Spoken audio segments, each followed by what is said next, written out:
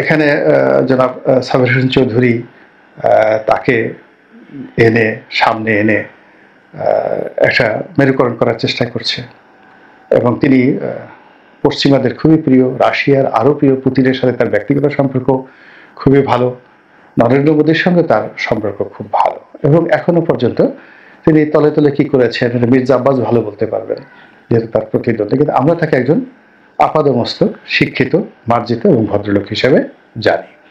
তো তার পিছনে যদি সেনাবাহিনী থাকে, তার পিছনে যদি অ্যাডমিনিস্ট্রেশন থাকে, ডক্টর মোহাম্মদ ইউনূসের গ্রিন সিগন্যাল থাকে, দেশ বিদেশি গ্রিন সিগন্যাল থাকে এবং উনি যদি দল গোছানোর চেষ্টা করেন, বোঝার চেষ্টা করেন এখানে কি ধরনের একটা মেরুকরণ হতে পারে।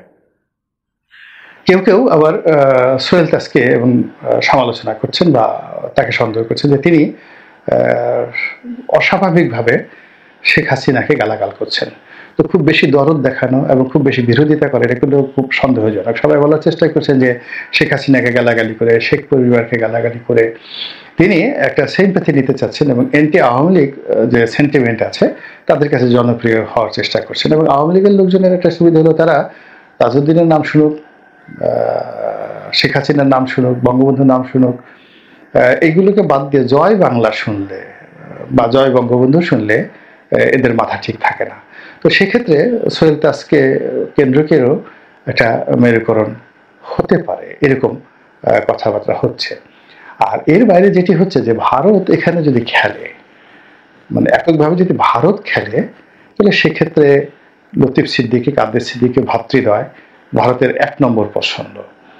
তারা লতিফ সিদ্দিকীকে সামনে আনবেন, কাদের সিদ্দিকীকে পেছনে রাখবেন, রেখে এই আওয়ামী লীগকে পুনর্গঠন করার জন্য চেষ্টা করবেন। এবং সেক্ষেত্রে যেটা হবে, আওয়ামী লীগের যে সকল রক্ষণশীল কনজারভেটিভ যারা লোকজন আছেন, যারা সাবির হোসেন চৌধুরীর সাথে কমফোর্ট ফিল করবেন না, সোহেল তাজের সঙ্গে তো নাই, তারা আবার লতিফ সিদ্দিকী, কাদের সিদ্দিকীর সঙ্গে তারা কিন্তু আওয়ামী লীগের একেবারে তৃণমূলের বুড়া গুড়া, আমাদের আঞ্চলিক ভাষায় আওয়ামী লীগের লোকজন বলে, বরিশালের ভাষায় বলে যে হিদলা পড়া আওয়ামী লীগ, মানে আওয়ামী লীগ করতে করতে সারা শরীরে শ্যাওলা পড়ে গেছে।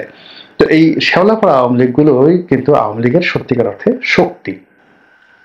তো এই শক্তিগুলোকে লতিফ সিদ্দিকী চিনেন, এই শক্তিগুলোকে কাদের সিদ্দিকী চিনেন এবং তাদেরকে কিভাবে ডিল করতে হয় এটা এই দুই ভাই ভালো করে জানেন। কিন্তু সাবির হোসেন চৌধুরী, সেলিন হায়াত আইভি কিংবা ধরুন সোহেল তাজ, তারা কিন্তু এই যে প্রবীণ আওয়ামী লীগ বা খেটে খাওয়া আওয়ামী লীগ, যারা কিছুই চায় না আওয়ামী লীগ, খালি হিদলা পড়া আওয়ামী লীগ, সারা শরীরে খালি বঙ্গবন্ধুর সিল লাগাবে, সারা শরীরে শুধু নৌকার সিল লাগাবে আর বলবে আমি আওয়ামী লীগ করি, না খেয়ে থাকবে 7 দিনে আওয়ামী লীগ করি।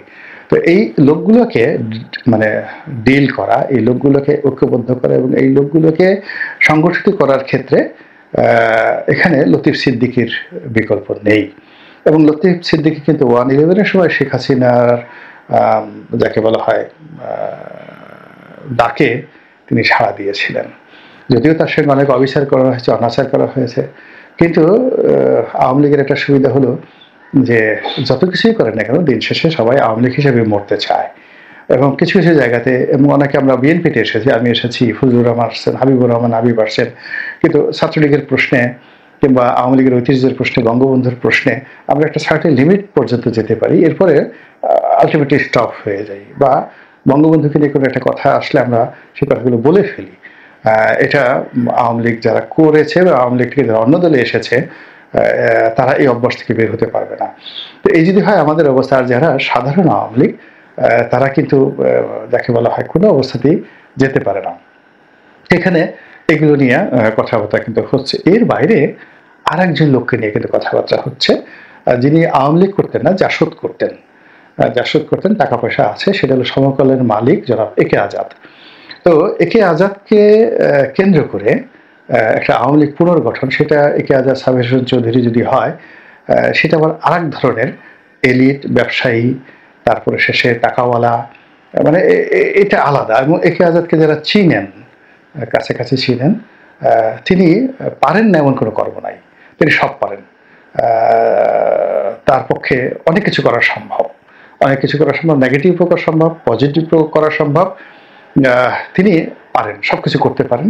তো এই সময়টিতে দল হয়তো আওয়ামী লীগের সঙ্গে তার সম্পর্ক, শেখ হাসিনার সাথে তার ব্যক্তিগত সম্পর্ক একেবারেই নেই, একেবারেই নেই। ফরিদপুর জেলা আওয়ামী লীগের সাথে তার কোনো সম্পর্ক নেই। কিন্তু যদি যাকে বলা হয় পর্দার আড়াল থেকে যারা আওয়ামী লীগ পুনর্গঠিত করতে চান, তাদের ক্ষেত্রে একে আজাদ কিন্তু একেবারে যাকে বলা হয় ১ নম্বর পছন্দ, ১ নম্বর পছন্দ। এবং সেটা কি হবে, হবে না, পারবে কি পারবে না, সেটা পরের বিষয়। কিন্তু এটা হতে পারে এবং এগুলো নিয়ে কিন্তু যথেষ্ট আলাপ হচ্ছে, আলোচনা হচ্ছে।